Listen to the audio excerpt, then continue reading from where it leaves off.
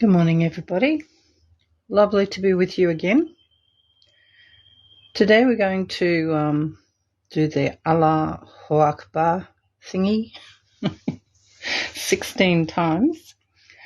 Then listen to a Vishuddhi talk, which was given in Delhi, India back in 1983, followed by our Saturday 7 minutes of silence meditation. But first, let's collectively bow down in front of Shri Mataji, raise Kundalini and put ourselves into Bandhan.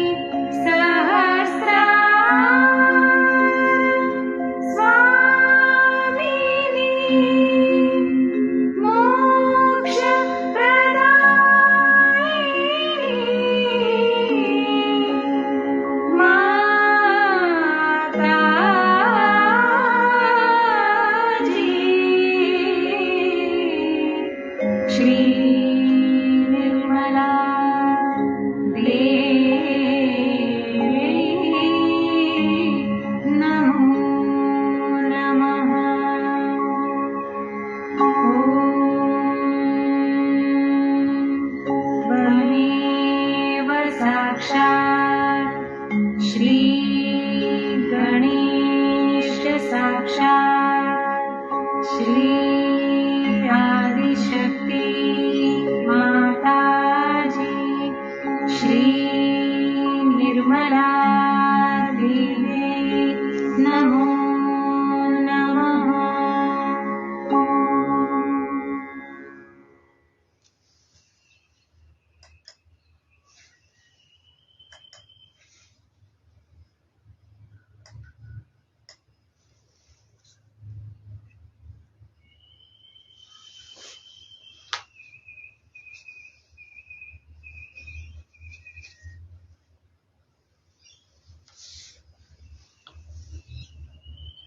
So with our attention on top of our head, let's take one mantra to Shri Vishuddhi Sakshat.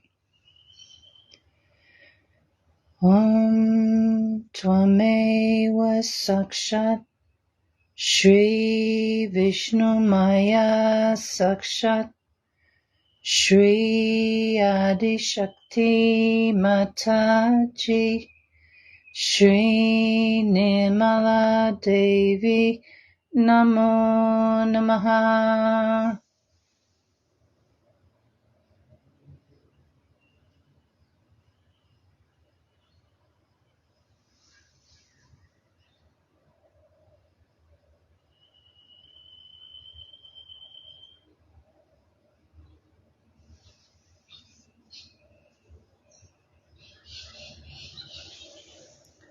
One mantra to Shri Yashoda Vitala Rukmini Sakshat.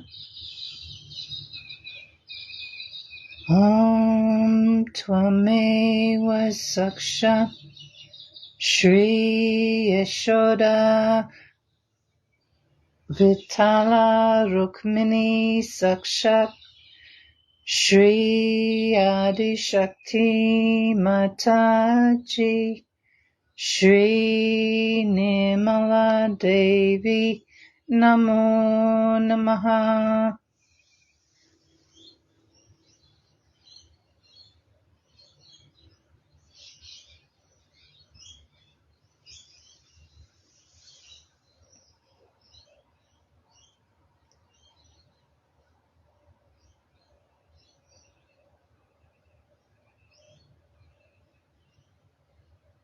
And one mantra to Shri Radha Krishna Sakshat. Om Tvameva Sakshat Shri Radha Krishna Sakshat Shri Adi Shakti Mataji Shri Nirmala Devi Namo Namaha.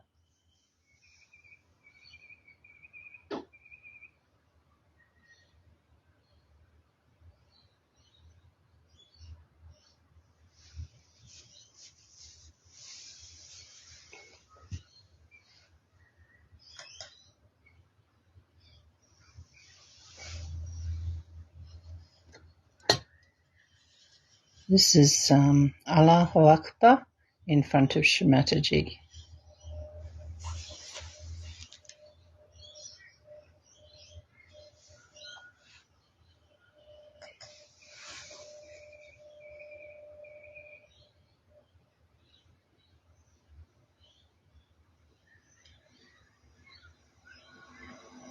Allahu Akbar.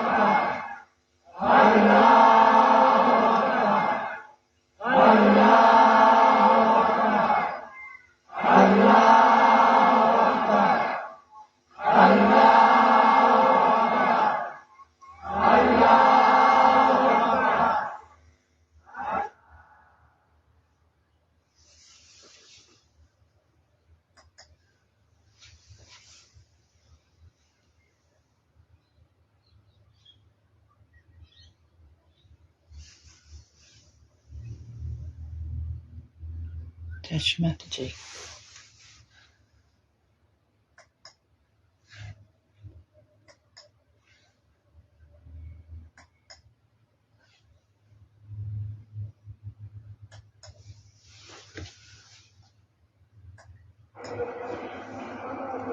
The prophets are born and create a ripple in our consciousness. A new dimension to our understanding, to religion, dharma, which has to be assimilated and has to be understood that whatever the previous prophets have said has to be culminated into something else. So, as we can say, Muhammad Sahib has said that all these prophets who have come on this earth have created a new ripple and also has sustained human beings with a newer evolution, a newer foliage opening it.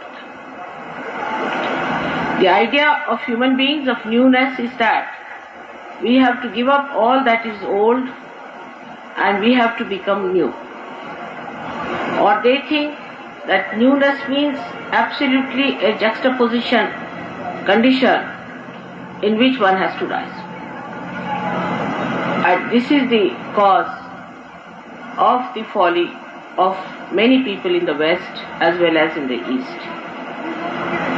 Whenever a new theme starts, like we can say that first of all, a great saint came on this earth and he found that the people are following the idol worship in a very wrong way. Because it is said in the Bible that whatever is created by Mother Earth should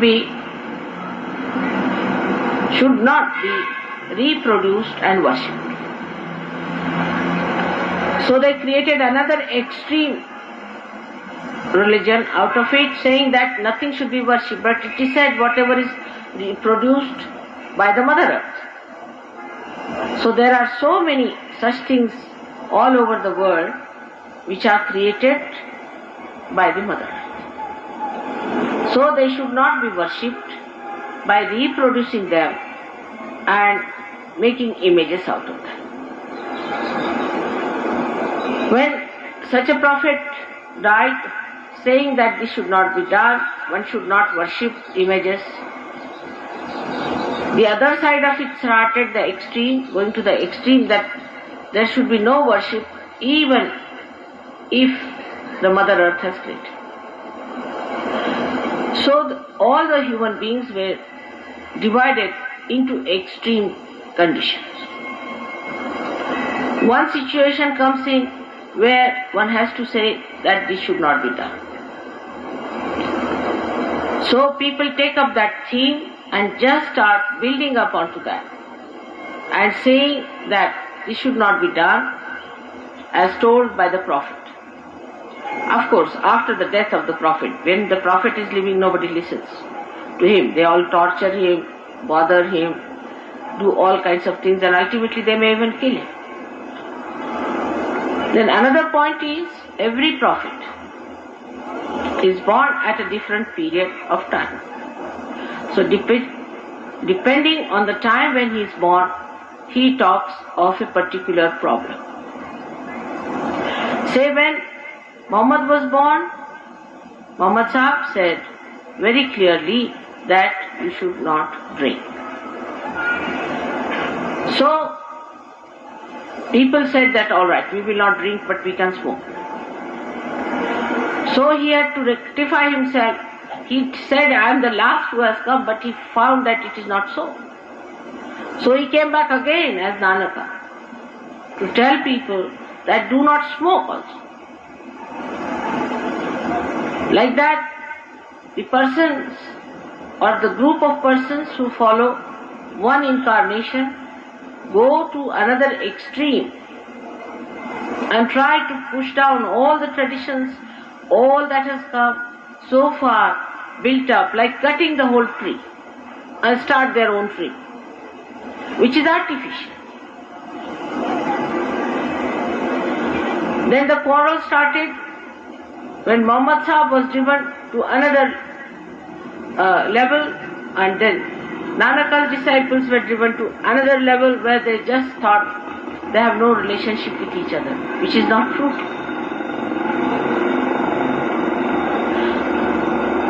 Afterwards also, so many such things have happened in this world. We can see that any revival starts, people go to the extreme of it and get completely ruined.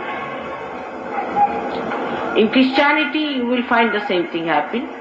When Christ came in, whatever problems he faced, he talked about them. But the main thing he had to talk about the resurrection, about the ascent, and he talked about the ascent. He talked about the spirit, and in his resurrection he showed that he ascended. But people did not stick to that point. They never thought that you have to ascend in Christianity. Nobody bothered that you have to ascend. They took a small little things from somewhere. Also, a person came later on called St. Paul, who was not at all with Christ or anything. He started a religion of Christianity which was all absurd, against Christ, anti-Christ. None of these prophets have discarded any prophet who came before them. Now the problem came in that one has to integrate. And Muhammad Sahib knew that a day will come when this integration problem will start. And he talked a lot about Sahaja Yoga, in the sense he said when the resurrection time will come. He talked more about resurrection than about doom time. Most surprising thing is about Qayamat. He spoke very little. He spoke really about the resurrection time, because that was the problem. The problem that they face, they talk about. I've told you how Buddha talked only about Atma Sakshatkara and not about God, because those people who went to God or thought of God or just studied God thought they were gods themselves. So he said, you must get your self-realization. Then Mahavira, who talked about the hell where people can go, because that was his job, the part of it and the part of it and the part of it and the part of it. These are the different aspects of human beings which they had to awaken. Different aspects. When Muhammad Sahib started teaching people to do namaz, people used to laugh at him. What is he doing? Why does he want us to put hands like this? Why does he want us to sit down or put our hands on the knees? Now you understand, as Sahaja Yogis, what it means, that he wanted us to improve our nabis first, our dharma first. All this movement was to jerk out the Kundalini, but without realization being there, namaz would not work out. You may break your knees, you may do what you like. But the extremes people catch hold of it and not the reality. And they make a fuss out of it, and they may create a big organizations and things, and that's how it is called. So when he said that Allahu Akbar is to be said with your fingers in your ears, you all say that, isn't it? All the Sahaja Yogis say with this finger in their ears, Allahu Akbar. Because this is the finger that represents the Vishuddhi, and the Vishuddhi Chakra, deity Shri Krishna, becomes the Virata, the Akbar. So when you say about Akbar, you have to put your fingers into your ears and you have to say Allahu Akbar. Whole relationship and everything was never understood. For Indians, Shri Krishna was their avatara. For Western people, Christ was their avatara. For other people of Arabistan, Muhammad was their avatara. How can that be? They are all related to each other. So how to relate it to each other is a problem of Sahaja Yoga. When they come from different communities and different fixed ideas, it is impossible to stir them and tell them that you are all one. We talk of Hindu-Muslim unity. For example, Muhammad Sahib didn't know there were problems like that. But Nanaka did say, we have come to do Hindu-Muslim unity. But in the outside, if you do the Hindu-Muslim unity or any unity, it doesn't work out. It doesn't work out in the outside relationship. Even your brother may not be your own brother. If it is working outside. But if the spirit is awakened within you, then spirit is the one which is the connection with the whole, with the Virat, with Akbar. When Akbar is to be felt, you have to have your realization. Otherwise, you are just talking in the air. You don't know who is this Akbar. You have to get connected to that Virat, and that Virat is the primordial being. We are actually not integrated at all because we have different incarnations. Even if you are not absolutely atheist, even if you don't say that you do not believe in God or believe in something else which is anti-God. Even if you believe in God, you believe in God in fragmentations, in his different aspects. But you don't see him in collectivity. You have to see that he is one God. Everybody says he is one God. Of course he is one God. I am one person, but I am also a housewife. I have to do some work for my household. I am also a sister of somebody. I am also your mother and mother of my own children and also a grandmother. So I have so many various aspects of my work which I do. One person has to do it. When we talk of God as one, we think he is Rock of Gibraltar, just one piece. Even Rock of Gibraltar, if you go and see, it is not one piece. Anything in this world, you cannot say is one piece. It has to be a compound or a mixture of something. Then how can God be just one piece hanging in the air like one? God is one. So we will not have any other aspect of God. God has many aspects, which one has to understand. So there are two concepts which work out in this world, I feel. One is that they believe that there is only one God and there cannot be many aspects of God, which is wrong. Christ has said, those who are not against me are with me. So this kind of a mental conception about God, that he is just like Rock of Gibraltar. See now this pendant you have done it. There are so many lights. They are all giving one light to all of us. They are not giving separate lights, are they? How are they fighting with each other? What is the fight going on? They are adding to the same light. This is one pendant, but we have so many lights. We cannot do with one light. At different periods, a person has to be born. Every period, a person had to be born to enlighten one aspect of human awareness and consciousness. Variety has to be there because human beings are varied.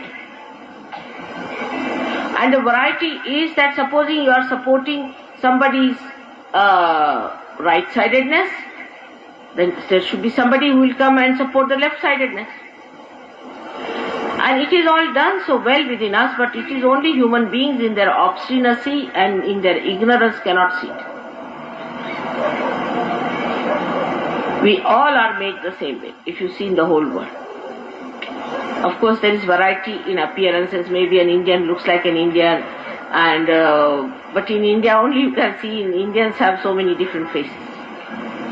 You can find all colors and all kinds of things on their faces. In India is the only place where you find all kinds of people. You can have people like Russians, you can have people like Japanese, Chinese, you can have people like Africans. All kinds of people are in this country to show that all people can be called as one race as Indians. Now, it is not always ignorance that makes people forget that we are all one. Every human being laughs the same way. Does he laugh in a different way? If he has to eat the food, he masticates the same way. He cries the same way. When he cries, his crying is the same. His actions are the same way. If a woman is angry with her husband, yesterday I saw Birju Maharaja's program with my brother, and I was amazed how universal we are in our expressions. He was showing how a woman gets angry with the husband and how she behaves. If you see those actions which are depicted, you will be amazed that they are done by all the women all over the world. And the reaction of man, if you want to see, all the men act in the same way. My husband was secretary to Shastriji, you know that. And he went with Lal Bahadur Shastri to Tashkent at his last time. But also he went once to Yugoslavia. And there, who was it? General Tito was where? Yugoslavia. And General Tito's wife, you see, got very friendly with Mrs. Shastri. Both were very friendly. So Shastriji warned his wife, see now, you are great friends, and now don't start crying like an Indian woman when you leave. So poor thing was controlling her tears all the time. But she told me I was controlling, but it is she who started crying. And such a lot, and then she started crying loudly, hugging me. So I just could not control myself. I also gave in, I also started crying. And both the husbands started looking at the ground.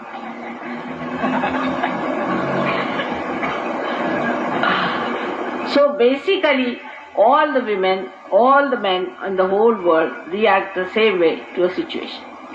And you can see their reactions very clearly when it comes to children. They all act in the same way, in the same manner. Supposing they hear that two children are caught up in the air somewhere or something is happening to them, the whole world will be worried about them, how they are going to be saved. Something must be done to save them. The whole world will be praying to God, oh God, please save these two children are caught up there somehow or other. Everybody will be worried as if their own child is there. Even when it comes to death, I have seen that. When there was airspace.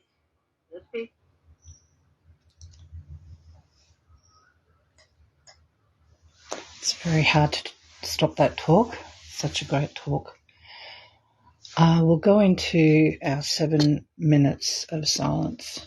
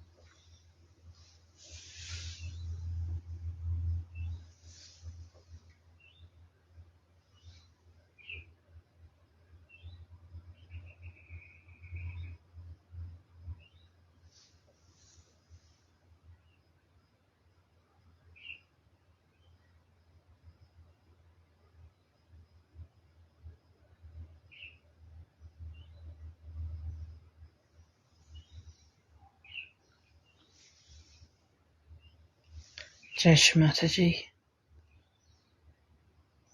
We'll say the last verse of the 3 great mantras. Om Tvameva Sakshat Shri Kalki Sakshat Shri Sahasrara Swamini Moksha Pradayini Mataji Shri Nirmala Devi Namo Namaha.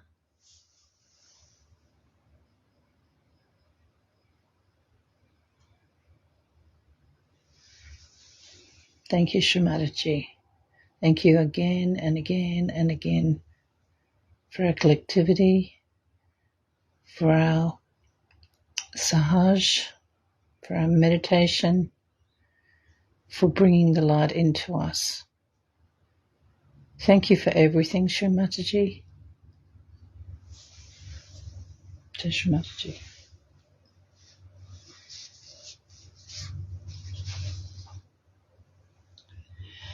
So thank you to you as well for joining us and helping us collectively start the day. Always wonderful. When you're ready to finish up your meditation, please bow down in front of Shri Mataji, raise your kundalini and put yourself into Bandhan. Have an absolutely wonderful day ahead, everybody. Jai Shri Mataji.